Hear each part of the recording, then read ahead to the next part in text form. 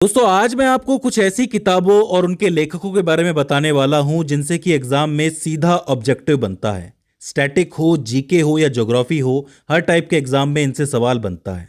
इनमें से कुछ किताबें भारत के अंदर लिखी गई हैं, कुछ भारत के बाहर भी लिखी गई हैं।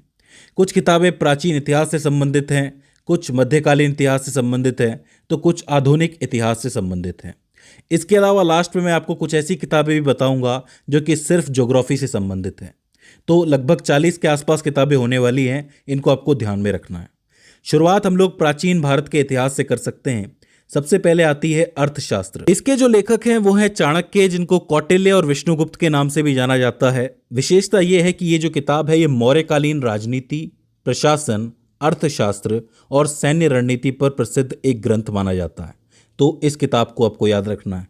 दूसरी है इंडिका, बहुत ही फेमस है। इसके जो लेखक हैं वो मेगास्थनीज हैं। मेगास्थनीज को एक इंपॉर्टेंट राइटर माना जाता है। विशेषता यह है कि यह किताब भी मौर्यकालीन भारत के दौरान लिखी गई थी। विशेषकर चंद्रगुप्त मौर्य के शासनकाल और पाटलिपुत्र के बारे में इसमें जानकारी आपको मिलेगी। तो महत्वपूर्ण किताब है इंडिका। फिर आती है मुद्रा राक्षस। ये भी काफ़ी इंपॉर्टेंट किताब है। विशाख दत्त ने इसको लिखा था। विशेषता ये है कि यह चंद्रगुप्त मौर्य द्वारा नंद वंश को उखाड़ फेंकने और चाणक्य की कूटनीति पर आधारित एक नाटक है। तो इसे आपको याद रखना है। ये पूरा नाटक बनाया गया है चाणक्य की नीति पर और किस तरीके से चंद्रगुप्त मौर्य ने नंद वंश को उखाड़ फेंका।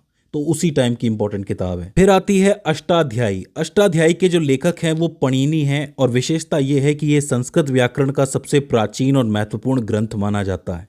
तो अष्टाध्यायी को आपको याद रखना है। फिर आती है महाभाष्य। महाभाष्य के लेखक है पतंजलि और विशेषता ये है कि पणिनि की अष्टाध्यायी पर एक टीका, एक कमेंट्री इसको माना जाता है।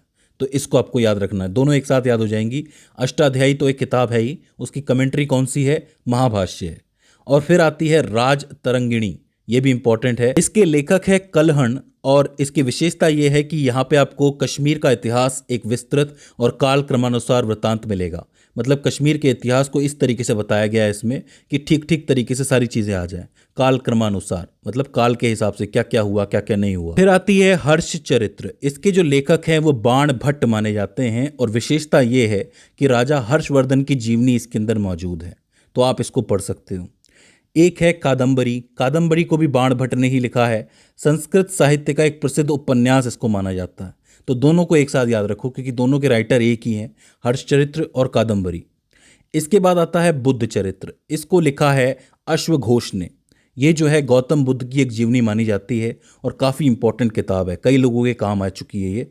तो इसको आपको याद रखना है। इसके बाद आती है अभिज्ञान शाकुंतलम। अब इसका नाम आपने सुना होगा। इसके अलावा रघुवंशम, कुमार संभवम और मेघदूत जैसी किताबें भी हैं। इसके जो लेखक हैं वो कालिदास हैं। विशेषता ये है कि ये संस्कृत साहित्य की कुछ सबसे उत्कृष्ट कृतियों में से एक है जो गुप्त काल से संबंधित है। गुप्त काल के दौरान ही इसको लिखा गया था और काफ़ी उत्कृष्ट ये मानी जाती है। फिर आती है पंचतंत्र की किताब। अब ये बहुत ही फेमस है, विष्णु शर्मा ने इनको लिखा था। जानवरों की कहानियों का एक संग्रह आपको इसके अंदर देखने को मिलेगा और साथ ही नैतिक शिक्षाएं देखने को मिलेंगी। बहुत से शोज़ भी बने हैं इसके ऊपर, पंचतंत्र के ऊपर। तो ये चीज़ तो आपको पता ही होगी। फिर आती है चरक संहिता। इसको चरक ने लिखा था। आयुर्वेद का एक महत्वपूर्ण प्राचीन ग्रंथ इसको माना जाता है। और इसके बाद आती है सुश्रुत संहिता। इसे महर्षि सुश्रुत ने लिखा था। शल्य चिकित्सा, सर्जरी पर एक महत्वपूर्ण प्राचीन ग्रंथ इसको माना जाता है। तो ये इंपॉर्टेंट किताबें हैं जो पुराने इतिहास के टाइम पे, प्राचीन इतिहास के टाइम पे बहुत फेमस हुई है। इसके बाद चलते हैं मध्यकालीन भारत के इतिहास की तरफ। यहाँ पर भी बहुत सी किताबें हैं जिसमें आती है किताबुल हिंद, जिसको तहकीक हिंद के नाम से भी जाना जाता है। अल बरूनी ने इसको लिखा था। 11वीं शताब्दी के भारत के समाज, धर्म, विज्ञान और रीति रिवाजों का एक विस्तृत विवरण है इसके अंदर। यह आपको देखने को मिलेगा, काफ़ी इंपॉर्टेंट है। फिर आता है रेहला। रेहला के जो लेखक हैं वो इब्न बतूता हैं। 14वीं शताब्दी में इब्न बतूता की भारत और अन्य देशों की यात्राओं का वृत्तांत आपको देखने को मिलेगा, विशेषकर मोहम्मद बिन तुगलक के शासनकाल का। उस टाइम पे तुगलक का शासनकाल चल रहा था, तो यहाँ पे आपको उसका वृत्तांत देखने को मिलेगा। तो रेहला भी आप देख सकते हो। फिर आती है तारीख फिरोज शाही। इसके जो लेखक हैं वो जियाउद्दीन बर्नी हैं। इसमें आपको दिल्ली सल्तनत, विशेषकर खिलजी और तुगलक वंशों के इतिहास का एक महत्वपूर्ण स्रोत देखने को मिलेगा। तो उस टाइम के लिए एक इंपॉर्टेंट किताब है ये। फिर आती है आईन अकबरी यानी अकबरनामा, जो कि अबुल फजल की किताब है। इसके बारे में आपने सुना होगा। मुगल सम्राट अकबर के शासनकाल और प्रशासन का एक विस्तृत इतिहास आपको देखने को मिलेगा। इसी के साथ एक और किताब है जो पहले लिखी गई थी, जिसका नाम था तुजुके बाबरी, जिसको बाबरनामा कहा जाता है। खुद बाबर के द्वारा लिखी गई थी किताब ये। मुगल साम्राज्य के संस्थापक थे बाबर, आपको पता है। उनकी आत्मकथा देखने को मिलेगी। तुर्की भाषा में लिखी गई थी उस टाइम पे ये, तो ये चीज़ आपको याद रखनी है। इसी वक्त के दौरान एक और किताब थी हुमायूं नामा। इसको गुलबदन बेगम द्वारा लिखा गया था और ये जो है मुगल सम्राट हुमायूं की जीवनी थी, जो उनकी सौतेली बहन द्वारा लिखी गई थी। तो हुमायूं नामा, अकबर नामा, बाबर नामा, ये तीनों एक ही परिवार से आती हैं, तो इसे आप याद रख सकते हो। इसके अलावा एक किताब और है जिसका नाम है पृथ्वीराज रासो। चंद बरदाई ने इसको लिखा था। जो सम्राट पृथ्वीराज चौहान थे, उनके जीवन और सैन्य अभियानों पर एक आधारित किताब लिखी गई थी। ये एक तरीके का महाकाव्य था, तो इसे भी आपको याद रखना है। तो ये तो हो जाती हैं मध्यकालीन भारत के इतिहास की किताबें। अब आते हैं हम आधुनिक भारत के इतिहास की किताबों के ऊपर, जिसमें सबसे पहले आती है आनंद मठ। आनंद मठ के जो लेखक हैं वो हैं बंकिम चंद्र चट्टोपाध्याय। विशेषता यह है कि ये एक सन्यासी विद्रोह पर आधारित एक ऐतिहासिक उपन्यास है, जिसमें वंदे मातरम गीत शामिल है। इसी किताब में वंदे मातरम भी लिखा गया था, तो इसे आपको याद रखना है। दूसरी किताब है नील दर्पण। नील दर्पण के जो लेखक हैं वो दीनबंधु मित्र हैं। ये जो है नील की खेती करने वाले किसानों के शोषण पर आधारित एक नाटक है। मतलब पहले क्या है कि ज़बरदस्ती, आपको पता है कि नील की खेती करवाई जाती थी, जिससे भूमि बंजर हो जाती थी, किसान की ज़मीन किसी काम की नहीं रहती थी। इसी को लेके चंपारण आंदोलन भी किया था गांधी जी ने। तो ये नील दर्पण काफ़ी इंपॉर्टेंट किताब है। इसके बाद आती है सत्यार्थ प्रकाश। इसको लिखा था स्वामी दयानंद सरस्वती ने। ये जो है आर्य समाज का एक महत्वपूर्ण ग्रंथ माना जाता है, जिसमें उनके धार्मिक और सामाजिक विचार शामिल हैं, उसका वर्णन किया गया है। तो ये किताब भी इम्पोर्टेंट है।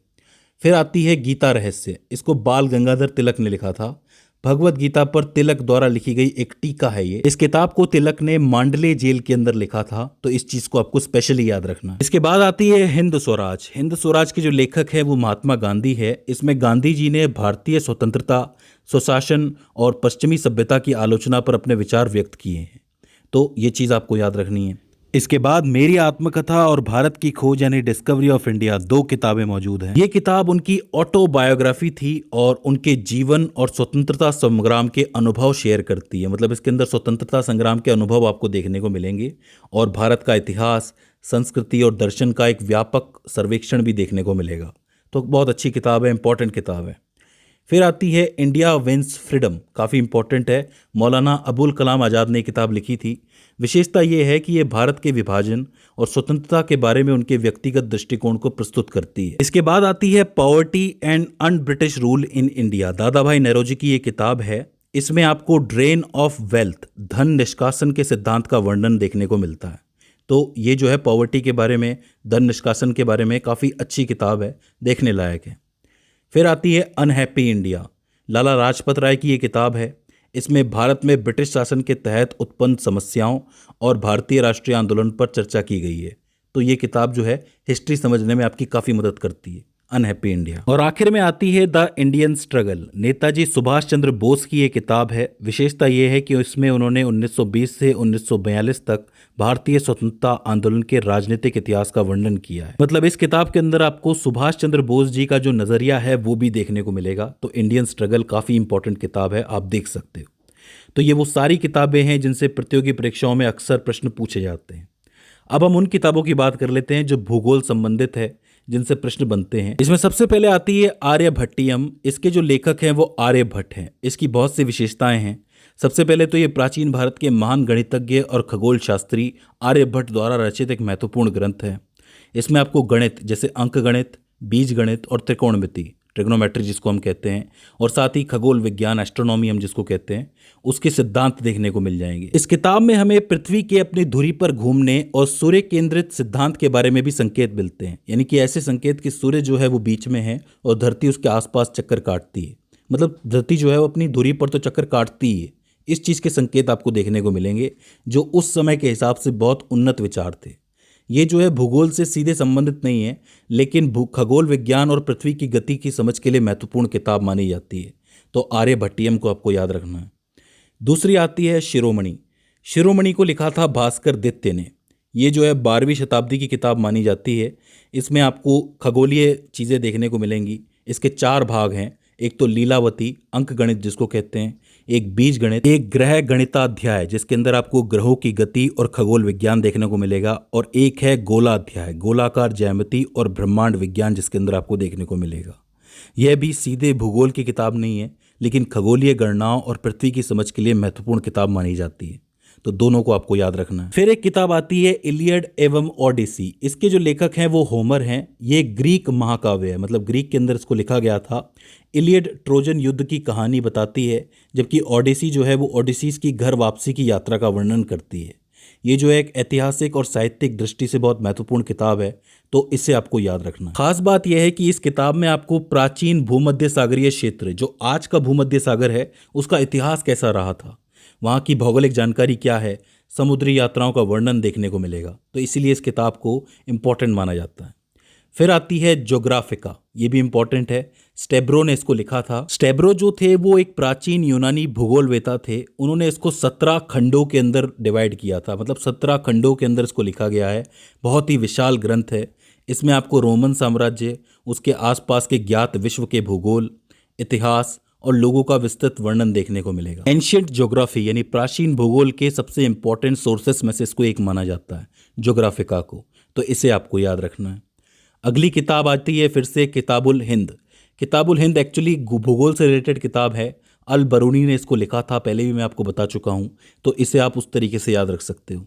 इसमें आपको भारत का भूगोल देखने को मिलेगा विशेषकर। फिर आती है नेचुरल हिस्ट्री, जिसको हिस्टोरिया नेचुरलिस के नाम से भी जाना जाता है।